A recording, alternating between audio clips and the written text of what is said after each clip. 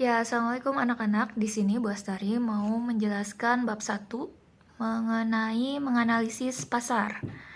Nah, di sini Bu Astari sebelumnya udah ngasih rangkuman ya tentang bab 1 kita. Nah, dibuka lagi rangkumannya. Sekarang bagian pertama kita harus memahami apa itu pasar.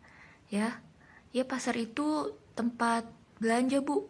Iya, tapi di dalam marketing ada pengertiannya lagi ya.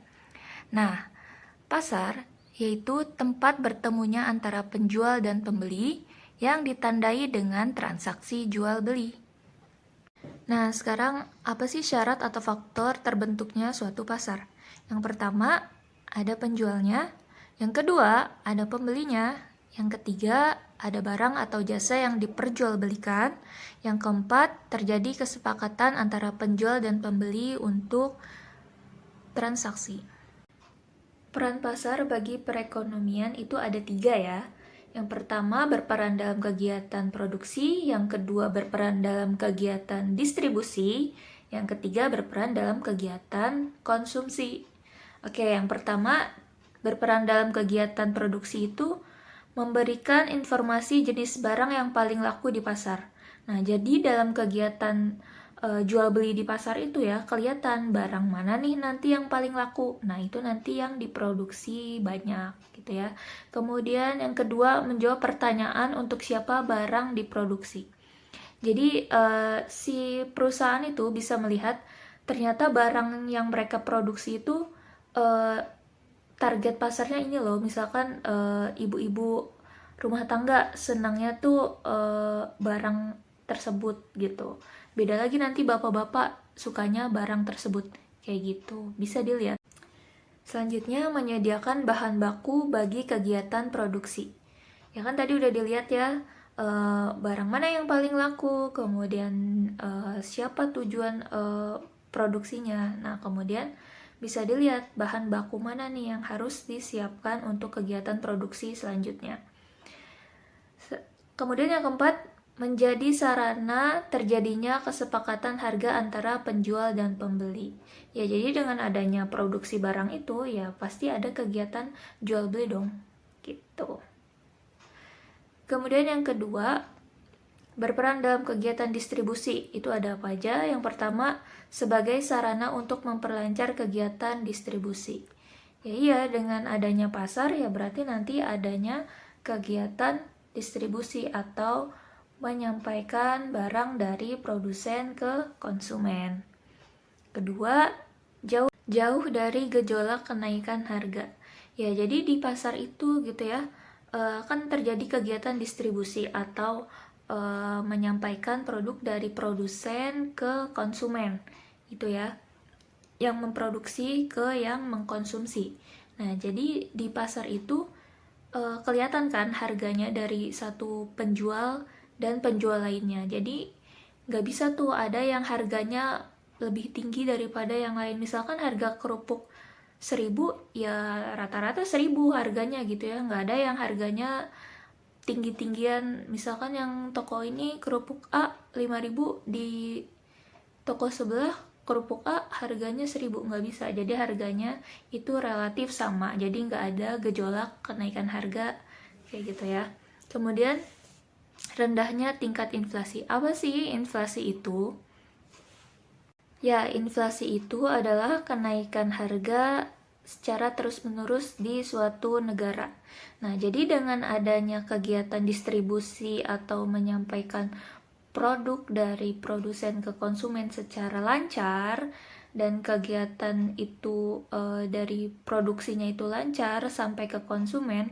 Nah, jadi nggak ada tuh yang namanya kenaikan harga gitu ya, karena semua tercukupi gitu ya. Kegiatan produksinya lancar, distribusinya lancar, jadi nggak ada kenaikan harga atau inflasi gitu. Yang ketiga, peran dalam kegiatan konsumsi. Ya, ada pasar berperan sebagai penyedia alat pemuas kebutuhan berupa barang dan jasa. Ya, ini udah jelas ya. Jadi yang dalam kegiatan konsumsi itu kan berupa keinginan atau kebutuhan suatu pelanggan. Nah, pasar itu menyediakan itu gitu. Selanjutnya, dalam kegiatan konsumsi, Ya, peran pasar itu, adanya pasar membuat barang konsumsi bisa ditemukan dengan lebih mudah. Ya dong, udah pasti. Dengan adanya pasar, kita mau barang apa aja juga ada gitu kan. Kita mau ke pasar tradisional, ke pasar modern, atau ke pasar elektronik sekarang e-commerce ya. Itu kita bisa menemukan barang apa aja yang kita cari gitu. Jadi kegiatan konsumsi kita dengan adanya pasar bisa terpenuhi.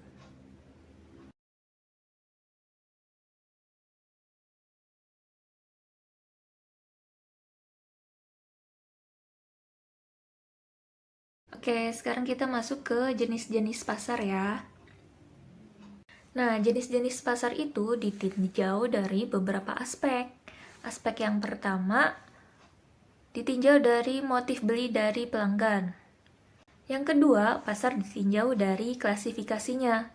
Ketiga, ditinjau dari waktu penyelenggaraannya. Keempat, ditinjau dari luas jangkauannya.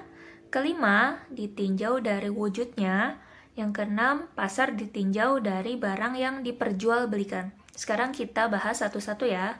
Dari pasar ditinjau dari motif beli dari pelanggan. 1. Pasar konsumen, yaitu sekelompok pembeli barang atau jasa untuk dikonsumsi, bukan untuk dijual atau diproses lebih lanjut. Nah, jadi jenis pasar konsumen ini, pasarnya itu menjual produk-produk yang dibutuhkan oleh konsumen langsung gitu ya, jadi bukan untuk diperjualbelikan lagi, jadi eceran gitu ya.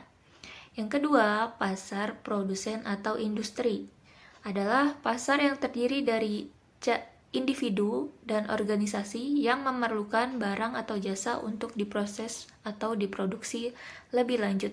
Nah, jadi pasar ini isinya ya berupa bahan baku gitu ya, atau bahan-bahan yang nanti diproses lagi nih oleh produsen untuk menghasilkan barang atau jasa mereka gitu. Yang ketiga, pasar penjual atau pedagang perantara, yaitu pasar yang terdiri dari individu dan organisasi yang biasanya disebut perantara atau distributor yang memerlukan barang atau jasa untuk dijual lagi guna mendapat laba. Nah, ini jadi isi pasarnya itu biasanya produk-produk grosir gitu ya, atau yang dijual kulakan atau banyak. Jadi ini banyak pedagang-pedagang lagi yang membeli barang di pasar itu gitu ya, untuk dijual lagi. Nah, kemudian yang keempat, pasar pemerintah, yaitu pasar di mana terdapat lembaga-lembaga pemerintah seperti departemen, direktorat, kantor, dan instansi lainnya, di mana mereka melakukan pembelian-pembelian guna mendukung kegiatan pemerintahannya gitu ya, seperti ya barang-barang atau alat militer atau fasilitas bangunan dan sebagainya. Oke, next jenis pasar selanjutnya yaitu pasar internasional. Adalah pasar yang meliputi beberapa atau semua negara yang gunanya untuk memenuhi kebutuhan hidup pribadi.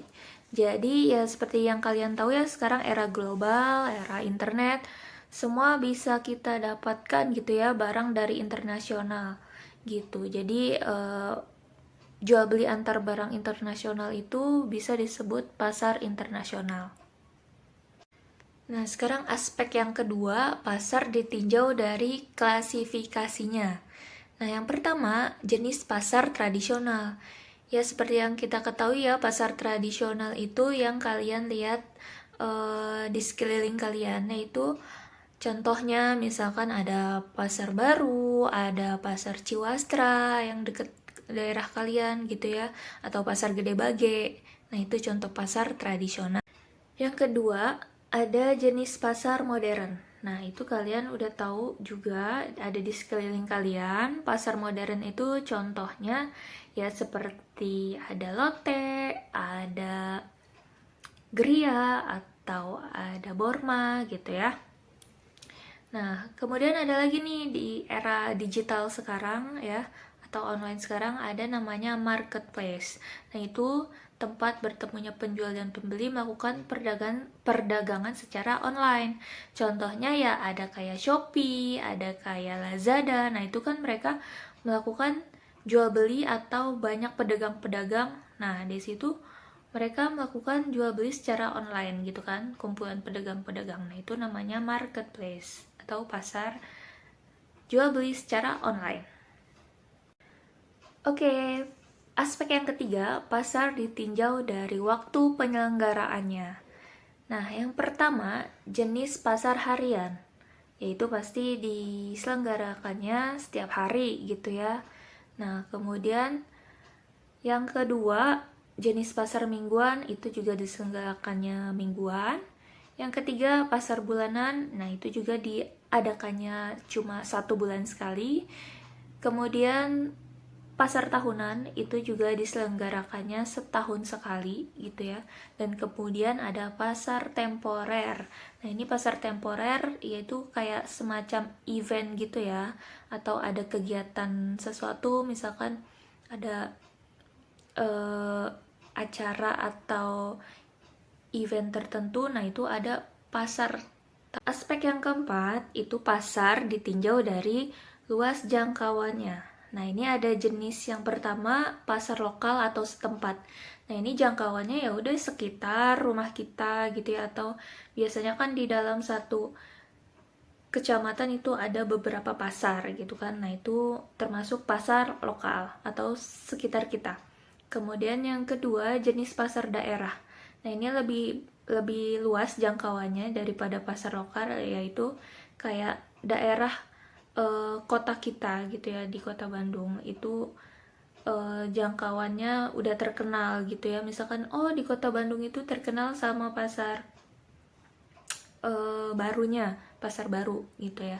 Nah, itu pasar daerah. Kemudian yang ketiga, jenis pasar nasional. Nah, ini ya pasar nasional. Nah, itu pasar nasional itu kan menjangkau ke seluruh pelosok Indonesia ya, dari Sabang sampai Merauke. Dan itu yang diperjualbelikan juga bukan cuma produk barang atau jasa, tapi juga seperti saham dari perusahaan, itu juga masuk meliputi ke nasional gitu ya.